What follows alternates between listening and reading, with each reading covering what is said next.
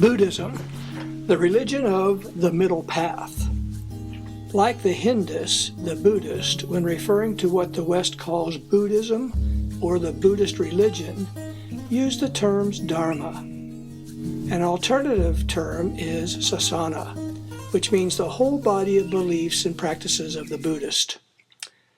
Though it arose a generation later, Buddhism seems contemporaneous with Jainism, both offsprings of Hinduism in India. Moreover, it shares with Jainism some of its deepest motives.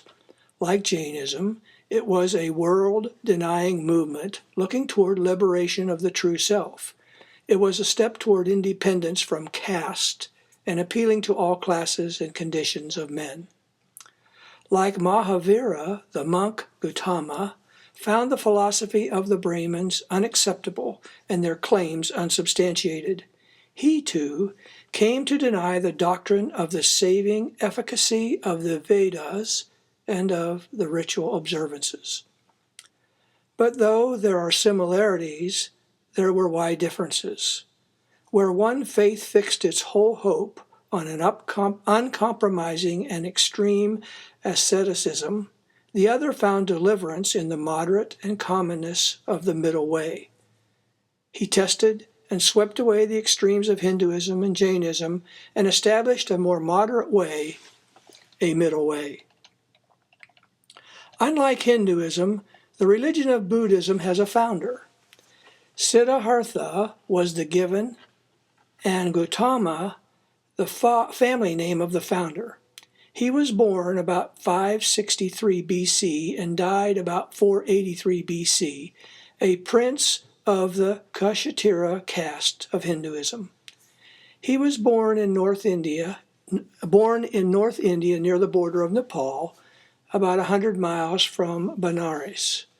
His dates make him a contemporary of Confucius and a younger contemporary of Ezekiel, the mighty prophet of Israel.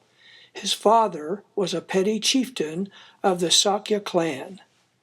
While some researchers question some excessive traditions about extreme wealth and influence of his family, it does appear that Gautama was reared in very pleasant surroundings. He was shielded from some of the grimmer aspects of life. One day, however, in spite of every precaution on his way to the royal park, he saw an old man, a sick man, a dead man, and a begging monk. So deeply was he affected by these four passing sights that he began to ponder the problem of human suffering. Finally, at the age of 29, he stole away from the palace one night, leaving his sleeping wife and infant son and his wealth. At first he put himself under the instruction of two famous Brahmin hermits, but he was unable to find satisfaction in their teaching. Next he turned to a life of extreme asceticism in the jungle, living only on a few grains of rice each day until his body was reduced almost to a skeleton. Still he was unsatisfied. Accordingly, he turned from the extremes of asceticism and self-mortification to a simple life of intense mental activity. Eventually, as the culmination of prolonged meditation, while Siddhartha Gautama sat under a Bodhi tree, he suddenly received the answer to his questions and became the Buddha, the enlightened one. So Buddha began to teach others his Dharma, the way he had found. He preached his first sermon and gained his first disciples, or Sangha, in a deer park in Sarnath, on the outskirts of Varanasi, the holy city of the Hindus. Until his death at the age of 80, he was an itinerant preacher. The insights that Buddha gained from his enlightenment became the essential message of the Buddhism. After the Buddha's death, the community's attention shifted from the Buddha himself to the teachings and moral principles embodied in his Dharma. Monks gathered to recite his teachings and produce a canon of Buddhist scripture, while disputes in the early community paved the way for the diversity and complexity of later Buddhist schools. The Buddhist king Asoka, who reigned from about 268 to 239 BC, sent the first Buddhist missionaries to Sri Lanka. From this missionary effort grew the Theravada tradition of the elders. This form is also designated as the lesser vehicle by those of the Mahayana persuasion. Buddhism that now dominates all of the Buddhist countries of South Asia with the exception of Vietnam. Asoka also left behind the Buddhist concept of a righteous king who gives political expression to the Buddhist values. The Indian tradition was radically transformed by two major new movements. The first one known as the Mahayana, the Great Vehicle, the second as the Tantra of the Vajrayana, which is the Diamond Vehicle. The Mahayana preached the ideal of the Bodhisattva, excuse my pronunciation, which postpones nirvana to help others escape the cycle of rebirth. Mahayana form of Buddhism is found chiefly in East Asia. Buddhism entered Tibet in the 17th century and established itself in combination of Indian monastic or tantric practice. Today, the 14th Dalai Lama is a powerful political figure as well as the head of the major school of Buddhism in Tibet. Buddhism entered China in the 2nd century at a time when the Chinese people had become disillusioned with traditional Confucian values. Buddhist translators borrowed the Taoist vocabulary to express Buddhist ideas, but in the process took on a distinctively Chinese character, becoming more respectful of the duties to the family and to ancestors, more pragmatic and thus worldly, and more consistent with traditional Chinese respect for harmony in nature. During the Tang Dynasty, 1618 to 907, Buddhism was expressed in a series of Chinese schools, including the Chan school of meditation that came to be known in Japan as Zen. This form has proven to be a great appeal in the West through his emphasis on personal, private meditation. Buddhism entered Japan in the 6th century via Korean monks and soon became allied with the power of the Japanese state. Across the centuries, several schools of thought arose, including the rise of Nichiren, 1222 to 1282. Nichiren Buddhism later fostered the current Soka Gakkai movement, which has been so divisive in Japan. Although Buddhism plays the role of a religion in many cultures, it challenges some of our most basic assumptions about religion. Buddhists do not worship a God who created and sustains the world. They revere the memory of a human being, Siddhartha Gautama, who they believe found the way to be free from suffering and bring the cycle of rebirth to an end. For Buddhists, this relief from suffering constitutes the ultimate goal of human life. Hendrik Kramer, the Dutch theologian, described Buddhism as a non-theistic ethical discipline. Gautama died being a deity. He left no room for prayer or praise. He offered neither forgiveness nor heaven. He warned of no judgment or no hell. However, the followers of Buddha have turned him into a god to whom they offer homage. The message of Buddhism, the first turning of the wheel of Dharma.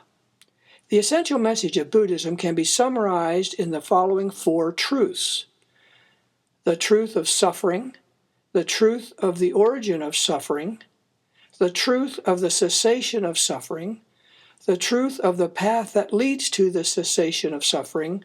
The way is to follow the Eightfold Path. The truth of suffering. All is suffering. By implication, all Buddhists are pessimistic. Existence entails suffering. Suffering due to mental or physical pain. Suffering due to change in pleasurable things. Suffering due to conditioned states, that is, when pleasure is only an illusion. So the significance of these 3 kinds of suffering is explained by everything is suffering. Everything is impermanent. Nothing has any self, or all is not self, anatta. no permanent identity. The truth of the arising or cause of suffering, or tanha, that is translated desire, rather means thirst or craving. The thirst for possessions, selfish enjoyment of every kind, but particularly the craving for separate individual existence is tanha. Painful desire might have many causes, but they are determinable. Gautama discovered that the whole context of life and thought in which he had lived abounded in causes of desire and pain, existence itself. The truth of the cessation or cure of suffering is the extinction of all desire. Suffering ceases when desire ceases. When this selfish craving for pleasure and sensation is renounced and destroyed. If one is able to strip oneself of desires that feed the fire of samsara, or the cycle of rebirth, by creating a no-self state, like the Buddha, nirvana may be realized. Nirvana means to blow out, as if one were extinguishing the flame of a candle. It can be understood as the blowing out of desire or ignorance of life itself. If life is understood as the constant cycle of death and rebirth, it is neither a place nor a state of consciousness. One note, in popular Buddhism, nirvana is a state of indescribable bliss, or the ultimate goal of existence. The fourth one is the truth to follow the Eightfold Path. Number 1, the right views. This involves knowing of the Four Truths, and such beliefs are implicit in them. Among these beliefs is the rejection of the existence of the soul or self. There must also be a rejection of unworthy attitudes and acts, such as covetousness, lying, and gossip. Number 2, right aspirations. By this is meant the renunciation of pleasures, abstaining from malice and doing harm. The thoughts are to be free from lust, ill will, and cruelty. Number 3 is right speech. This includes abstention from slander, lying, harsh words, and foolish chatter. Speech must be gentle, soothing to the ear, penetrating to the heart, useful, and rightly timed. The fourth one is right conduct. The devotee must not kill any living being and must abstain from stealing and from unlawful sexual intercourse. Number 5 is right means of livelihood. The follower must avoid any occupation that brings harm to any living thing. He must take up work which will give scope to his abilities and make him useful to his fellow men. Number 6 is right effort, which includes the effort to prevent wrong states of mind from arising, the effort to overcome evil, the effort to devote meritorious conditions, such as detachment and concentration, and the effort to bring these conditions to maturity. The climax of this achievement is universal love. Number 7, right mindfulness. The devotee must be a master of his body and of himself. He will be aware of his own feelings and the feelings of others, and will do nothing heedlessly, but also only purposefully. Number 8 is right meditation. This means concentrating the mind on a single object, all hindrances having been overcome. Such arduous mind development leads on into trances where the individual is purified from all distractions and evils and filled with peace and rapture. Finally, he transcends all sensation and consciousness and attains full enlightenment. Buddhism contains a number of features that are derived from Hinduism. They include 1, the law of karma, which is the law of deed, is an inescapable, inexorable, impersonal principle of justice and moral retribution to the individual. The number 2 feature is the delusion of self. The so-called ego or selfhood must be banished. It is not a genuine personality, but only a temporary, worthless conglomeration of desires and psychic tendencies. There are several elements of strength in Buddhism. The urgency and assurance of its gospel, the emphasis on a person's inner attitude, a certain noble earnestness in its ethics, self-renunciation of a condition of salvation, its admirable first 5 commandments, it teaches of a moral law, its successful repudiation of the caste, and certain admirable qualities in its founder. But then it also has elements of weakness, its original atheism, its fundamental impersonalism, its low estimate of human life and the human body, its low estimate of women and the family, its low estimate of the environment of the world, its refusal of social responsibilities, its repudiation of the idea of progress, its excessive emphasis on self-saving, its generally negative method of salvation, its empty idea of a blissful nirvana, its general pessimism, its loss of an original missionary aim. A personal God in Buddha is denied, except as Buddha himself was deified. In Christianity, there is one supreme being, God to be obeyed, loved, and trusted. Man in Buddhism is a worthless, temporary conglomerate. In Christianity, every human individual is a child of God. The human body in Buddhism is only a miserable hindrance. In Christianity, it is a fit instrument for the spiritual life and will be resurrected and changed. Desire for any kind of individual life in Buddhism is evil, except in certain sects of Mahayana Buddhism. In Christianity, the desire for a righteous life is indispensable and will be fulfilled. Activity in Buddhism is perhaps temporarily unavoidable, but is evil and ultimately to be overcome. In Christianity, activity is essential to holy living. Vicarious suffering in Buddhism is inconsistent with the fundamental doctrine of individualism. In Christianity, suffering unjustly caused is a terrible fact, yet it may be used as a means of blessing. Sin against a divine being is denied in Buddhism. In Christianity, a sinner sins against God and against other human beings and against his own higher self. These are related. In Buddhism, the end of selfhood and existence is the goal. In Christianity, there is a hope for conscious, everlasting existence and fellowship with a God in a real heaven. There are several questions for consideration. The path of Buddhism is meant to lead to nirvana and stop a perceived cycle of rebirths. Is this an attractive goal for those in the West? How do you feel about a doctrine such as karma? Is desire something that should be eliminated, and can it be? Why do many young people find some practices in Buddhism so attractive?